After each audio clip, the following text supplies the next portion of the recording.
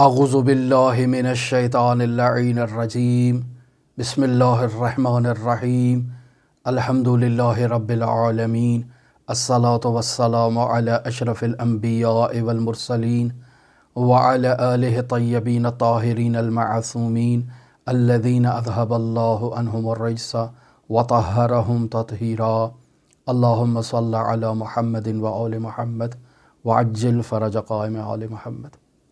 عزیزان محترم، آج جمعہ کا دن ہے اور جمعہ کا دن حضرت امام زمان عجل اللہ تعالی فرجہ الشریف کے ساتھ خاص نسبت رکھتا ہے۔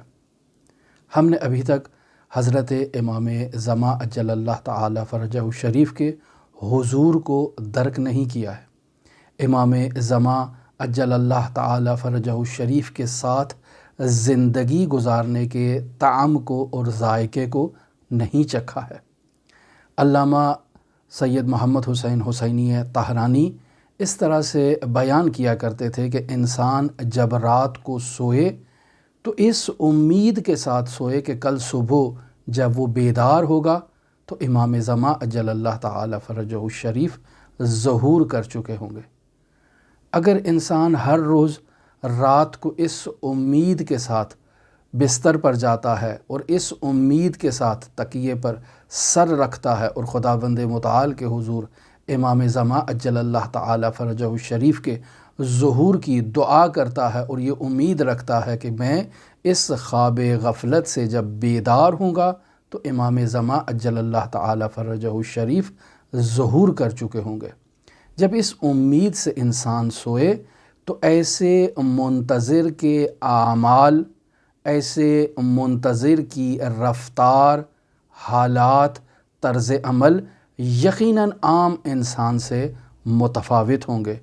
روٹین میں عام زندگی میں جو افراد کام انجام دے رہے ہیں، اس منتظر کی زندگی ایسی نہیں ہوگی۔ کیوں؟ چونکہ یہ منتظر کا انتظار کر رہا ہے۔ لہٰذا آپ دیکھیں کہ حضرت امام زمان عجل اللہ تعالی فرجہ الشریف کی نورانی معرفت کس قدر ضروری ہے ہمارے لیے۔ حضرت امام زمان عجل اللہ تعالی فرجہ الشریف پر نورانی عقیدہ رکھنا کس قدر ضروری ہے۔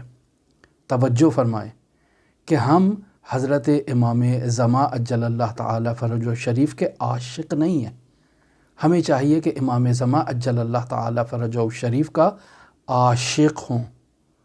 حضرت کے جسم سے عشق کریں؟ نہیں، بلکہ ہم نے حضرت کے جسم سے، حضرت کی زلفوں سے، حضرت کی آنکھوں سے، حضرت کی چال سے عشق نہیں کرنا ہے، بلکہ حضرت کی حقیقت سے عشق کرنا ہے۔ کون سی حقیقت؟ حضرت خاتم الانبیاء محمد مصطفیٰ صلی اللہ علیہ وآلہ وسلم، جو تمام انبیاء کی زحمتوں کا، محنتوں کا نچوڑ خاتم الانبیاء ہیں، جو تمام انبیاء کے سردار ہیں۔ اگر اسی خاتم الانبیاء کے اوصیاء کی فہرست کو آپ دیکھیں تو اس فہرست کے آخر میں خاتم الاوصیاء حضرت امام زمان عجل اللہ تعالی فرجہ الشریف واقع ہیں۔ تو حضرت امام زمان عجل اللہ تعالی فرجہ الشریف نہ صرف یہ کہ خاتم کی محنتوں کا نچوڑ ہیں، بلکہ خاتم کے تمام اوصیاء کی محنتوں کا بھی نچوڑ ہیں۔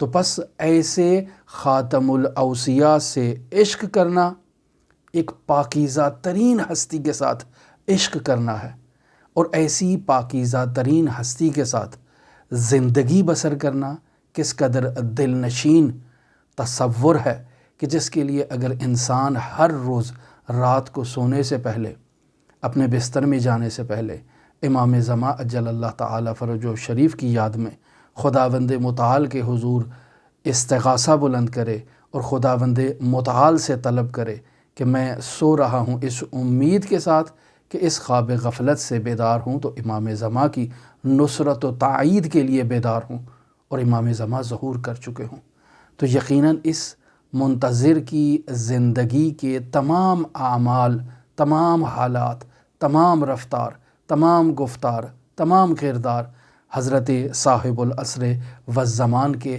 ظہور کی موافقت میں ہوں گے۔ لہٰذا امام زمان اجل اللہ تعالی فرجہ الشریف ایسے منتظر کے ساتھ ہیں، یقیناً اس حضور کے ساتھ اس کی زندگی بہت دل نشین زندگی ہوگی، بہت پاکیزہ ترین زندگی ہوگی۔ کیوں؟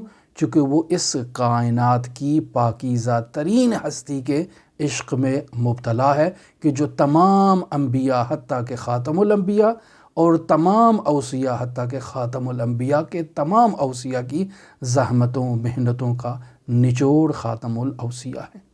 لہٰذا حضرت خاتم الاوصیاء اجل اللہ تعالی فرجہ الشریف کے ظہور کی دعا کے ساتھ میں آپ تمام عزیزان کے لیے امام علی ابن موسیٰ الرضا علیہ آلاف و تحیت و ثنا کی نورانی بارگاہ میں نائب و زیارہ بھی ہوں اور دعا کو بھی ہوں۔